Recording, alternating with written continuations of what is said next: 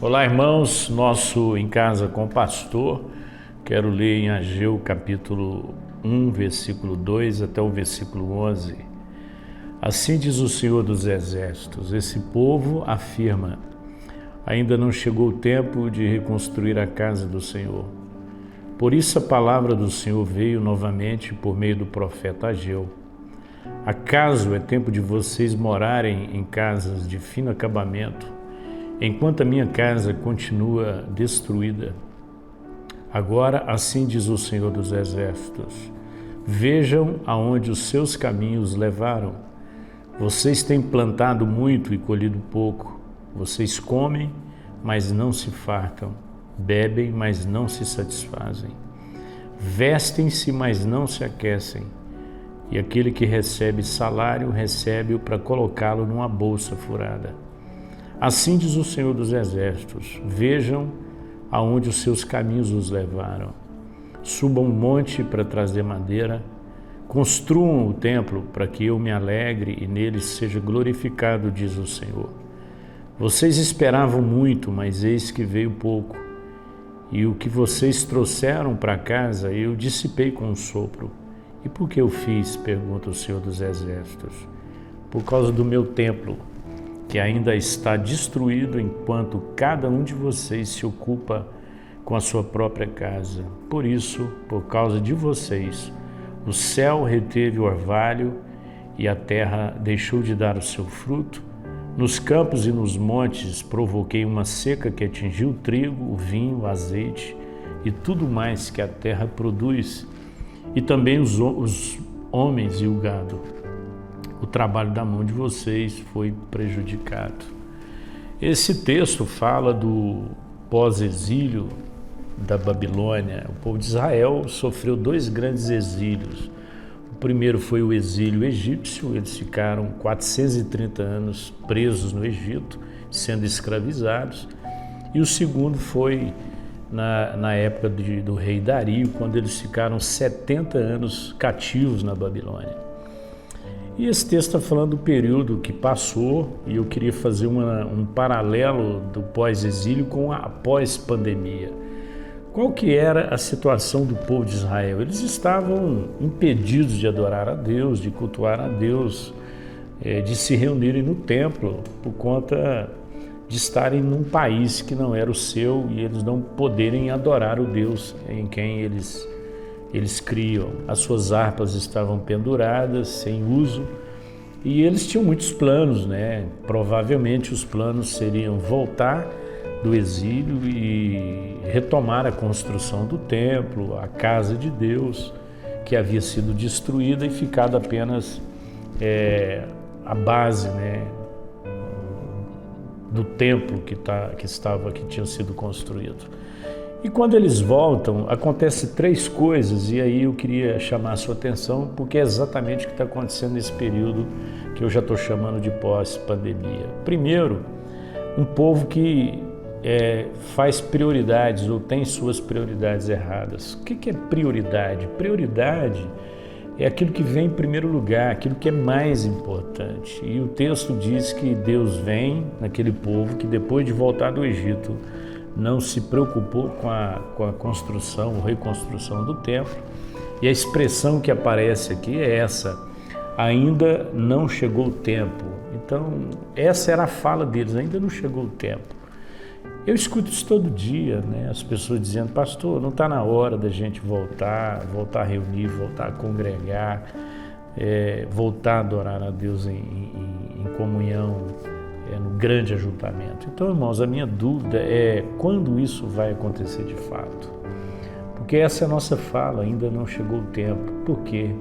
Porque às vezes nós estamos com outras prioridades. As pessoas vão em vários lugares, elas estão fazendo várias coisas, a vida delas está seguindo em várias áreas, e a vida cristã, o relacionamento, a comunhão não está existindo. Então as pessoas vão aos clubes, vão aos supermercados, vão em vários lugares, vão para o trabalho, voltam, alguns até pegam um coletivo porque não tem outra opção. Enfim, a vida começa a seguir quase que normalmente para essas pessoas, mas elas não retomam a vida, né, de adoração junto com o povo de Deus. Por quê? Porque isso não é prioridade para elas. E a consequência disso, de você não priorizar a coisa certa, é que você vai ter atitude errada. Então, primeiro, você tem uma prioridade errada. E segundo, você tem uma atitude errada. Então, cada um começou a cuidar da sua própria casa, né? Hoje, se você não tomar cuidado, você não tem tempo mais para servir a Deus no ministério. Por quê? Porque você tem outras prioridades e outras atividades, outras atitudes. Então, a pergunta de Deus é: acaso é tempo de vocês habitarem em casas de fino acabamento enquanto a minha casa permanece em ruína? Então, Deus não está falando de proteção, né? Deus está falando de ostentação. O problema não é construir a casa, colocar o telhado, cobrir da chuva e do sol. Não é nada disso. É acabamento fino, ou seja, depois da casa pronta, depois de ter o abrigo deles, não estava bom ainda. Então agora é hora da gente ter finos acabamentos. Então é hora da ostentação. É quando o meu trabalho passa a ser uma prioridade, às vezes os meus filhos passam a ser uma prioridade, nós vamos deixando e cada um corre atrás da sua própria casa, do seu próprio sonho, dos seus próprios desejos. Então, quando eu estabeleço uma prioridade errada, naturalmente eu vou ter uma atitude errada e, consequentemente, eu vou ter um resultado errado. E aí ele termina a história dizendo: por causa disso, vocês estão semeando muito e colhendo pouco. Vocês vestem e não se aquecem. Vocês comem e não se satisfazem. Então, não é que não tem comida. Eles até comiam, eles vestiam, mas não era suficiente. E o salário que vocês recebem também, vocês colocam numa bolsa furada, né? Então, não há resultado positivo, né, do seu trabalho. Por quê? Porque nós estamos fazendo a coisa errada. Jesus vem lá no Novo Testamento e diz que nós precisamos buscar em primeiro lugar o seu reino, a sua justiça, e as outras coisas serão acrescentadas. É óbvio que é o mesmo problema de Ageu. Por que Jesus disse isso lá em Mateus capítulo 6, num contexto de ansiedade? Porque a gente está em função da nossa ansiedade, dos nossos sonhos e desejos e dos nossos empenhos e esforços. Nós estamos invertendo as coisas, nós estamos buscando em primeiro lugar as outras coisas, e o reino de Deus é se der tempo. E aí Jesus vem e diz: não, busca em primeiro lugar o reino de Deus e as outras coisas serão acrescentadas. Então eu quero desafiar você nessa reflexão da nossa semana, rever suas prioridades, né? Ainda não é tempo de reconstruir o templo, mas é tempo de quê?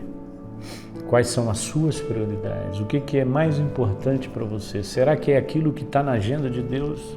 Segundo, se você prioriza a coisa errada, você vai ter atitude errada.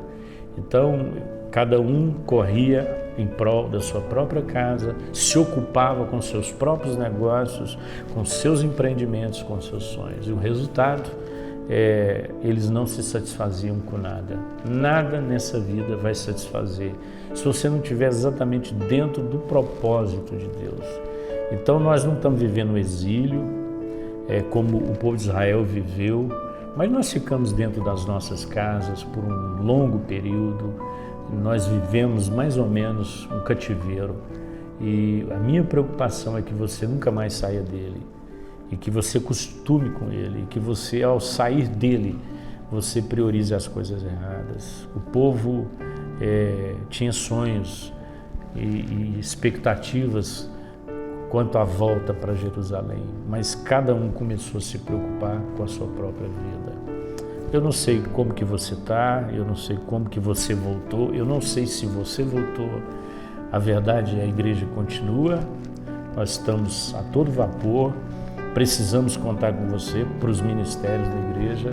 Nós temos um desafio, nós temos um chamado, nós temos uma ordem divina que é ide, pregai o evangelho, e eu preciso contar com você para isso. Então reveja as suas prioridades, as suas atitudes e os resultados. Senhor, muito obrigado, porque o alerta de Ageu é também um alerta para todos nós. Nos leve, Senhor, a buscar em primeiro lugar o teu reino e a tua justiça, certos de que as demais coisas serão acrescentadas. Em nome de Jesus, amém.